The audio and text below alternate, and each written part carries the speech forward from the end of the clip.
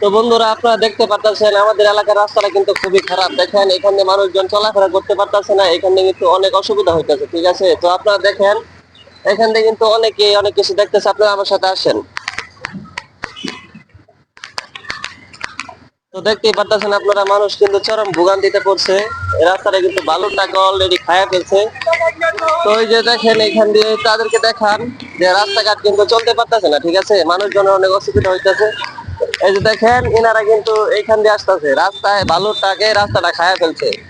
তো এটা আপনারা হয়তো সামাজিক যোগাযোগ মাধ্যমে তুলে ধরবেন, ভিডিওটা অনেক শেয়ার করে দিবেন, যাতে এই এই রাস্তার পরিস্থিতিটা খুব ভালো হয়। ওই দেখেন যে ট্রাক আসতেছে, দেখেন এখান থেকে কিন্তু এইসব গাড়ি চলাচলের রাস্তা না।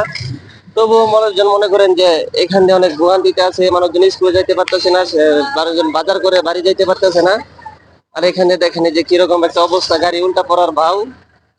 তো সর্বশেষ আমি যেটা বলতে চাইতেছি যে আমাদের এই রাস্তাটা কিন্তু আপনারা খুব সহজে ঠিক করতে পারবেন না। এই যে দেখেন যে একটা লরি ঠেলা দিছে, অলরেডি কিন্তু এই লরিটা মানুষজন কিন্তু যাইতে পারতেছে না। ঠিক আছে, তো রাস্তার পরিস্থিতি খুবই খারাপ।